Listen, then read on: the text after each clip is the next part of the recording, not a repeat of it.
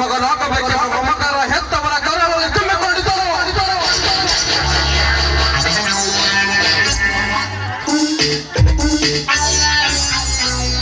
ನಿತ್ಯ ನನ್ನ ಮನದಲ್ಲಿ ಕಾಣುತ್ತಿರುವುದು 10 ಮನೆಗಳನ್ನು ಮುರಿಯುವ ಕುತಂತ್ರದ ಕರಗ.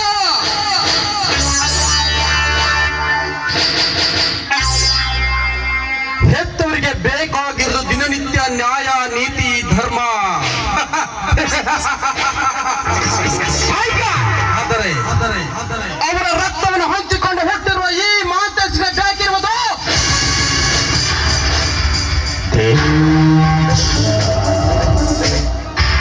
ಹಣ, ಹೆಂಡ, ಕಂಡ ಯೌವನದ ಹೆಣ್ಣುಗಳು.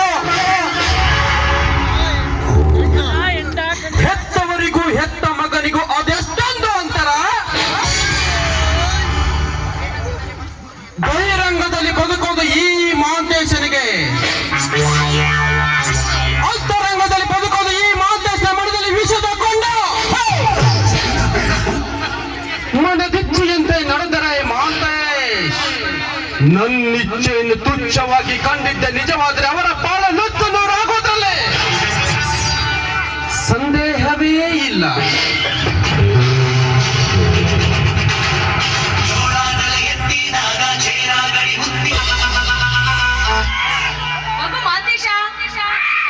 ಅಲ್ಲೇನೋ ನೋಡ್ತಾ ಇದ್ದೆ ಅಲ್ವಾ? ಬೆಳಗ್ಗೆಯಿಂದ ನೀನ್ ಮನೇಲಿ ಇದ್ದಿದ್ದಿಲ್ಲ, ಎಲ್ಲಿಗೆ ಹೋಗಿದ್ದೆ? ಅಮ್ಮ, ಮನೇಲಿ ಕುಳಿತುಕೊಂಡು ತುಂಬಾ ಬೇಸರ ಆಗಿತ್ತಮ್ಮ. ಅದಕ್ಕೆ ನನ್ ಗೆಳೆಯರನ್ನ ಕಾಣೋದಕ್ಕೆ ನಾನು ಹೊರಗಡೆ ಹೋಗಿದ್ದೆ ಅಮ್ಮ. ನೀನು ಬೆಂಗಳೂರಿಂದ ಊರಿಗೆ ಬರೋದೇ ತುಂಬಾ ಅಪರೂಪ. ಬಂದ್ರೆ 4 ದಿವಸ 4 ತಾಸು ಕೂಡ ಮನೇಲಿ ಇರೋದು. ನಿಮ್ಮ ಅಪ್ಪ ನೋಡಿದ್ರೆ ಮಾಂತೇಶ ಎಲ್ಲಿ ಅಂತ ಹೋಗ್ಲಿಲ್ಲ ನನ್ನನ್ನೇ ಕೇಳ್ತಾ ಇರ್ತಾರೆ. ಹೋಗ್ಲಿ ಬಿಡು, ಇವತ್ತೊಂದ್ ದಿವಸನಾದ್ರೂ ಮನೇಲಿರೋ ಮಾಂತೇಶ ಹಾಲು ಕುಡಿ. ಇದೇನಮ್ಮ, ಚಿಕ್ಕ ಮಗುಗೆ ಹಾಲು ಕೊಟ್ಟಂತೆ ನನಗ್ ಹಾಲು ಕೊಡಿಸ್ತಾ ಇದೆಯಲ್ಲ. ಅಮ್ಮ, ನಾನು ನಿನ್ನ ಚಿಕ್ಕ ಮಗು ಮಾಂತೇಶ್ ಅಲ್ಲಮ್ಮ, ಬೆಳೆದು ದೊಡ್ಡನಾಗಿ ನಿಂತಿರುವ ಪ್ರಾಪ್ತ ವಯಸ್ಸಿನ ಮಗ ಮಾಂತೇಶ್ ನಾನು. ಮಾಂತೇಶ, ನೀನ್ ಎಷ್ಟೇ ಬೆಳೆದು ದೊಡ್ಡವನಾದ್ರೂ ಈ ಹೆತ್ತ ತಾಯಿಗೆ ನೀನು ಇನ್ನು ಚಿಕ್ಕ ಮಗುನೇ ಕಂದ. ನಿನಗೊಂದು ವಿಷಯ ಗೊತ್ತಾ ಮಾಂತು? ನೀನ್ ಚಿಕ್ಕವನಿದ್ದಾಗ ನನ್ನ ಮಗು ಚೊಕ್ಕವಾಗಿ ಬೆಳೀಲಿ ಅಂತ ನಾನ್ ನಿನಗೆ ಆಗಾಗ ಹಾಲು ಕುಡಿಸ್ತಾ ಇದ್ದೆ. ಆ ಹಾಲು ಕುಡಿಸೋ ಅಭ್ಯಾಸ ನನಗಿನ್ನೂ ಹೋಗೇ ಇಲ್ಲ ನೋಡು. ಮೇಲಾಗಿ ಹೆತ್ತ ತಾಯಿಯ ಕೈಯಿಂದ ಹಾಲು ಕುಡಿದಷ್ಟು ಕೆಡುಕಿಲ್ಲ ಮಗು. ಹಾಲು ಕುಡಿ. ಅಮ್ಮ, ಹೆತ್ತ ಕರುಳಿನ ಪ್ರೀತಿ ತಿಳಿಲಾರ್ದೆ ಅದೇನೇನೋ ಮಾತಾಡ್ಬಿಟ್ಟೆ ಅಮ್ಮ.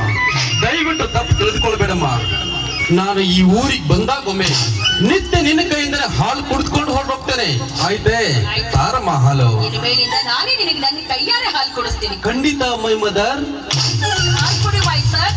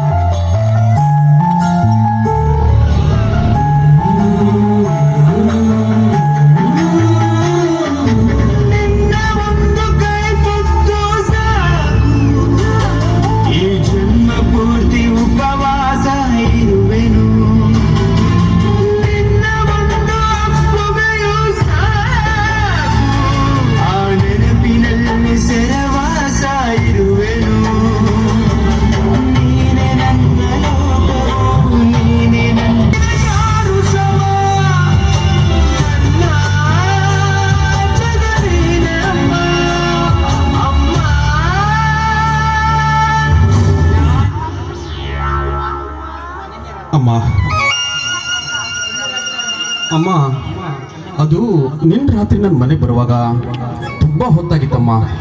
ಅಪ್ಪ ಏನಾದ್ರೂ ನನ್ನ ಮೇಲೆ ತಪ್ಪು ತಿಳ್ಕೊಂಡ್ರೇನಮ್ಮ? ಮಾಂತೇಶ, ನೀನು ಮನೆಗೆ ಬರುವಾಗ ನಿಮ್ಮಪ್ಪ ಮನೆಯಲ್ಲಿ ಇದ್ರೆ ತಾನೇ ನಿನ್ನ ದೃಶ್ಯ ನಿಮ್ಮಪ್ಪನ ಕಣ್ಣಿಗೆ ಕಾಣೋದು.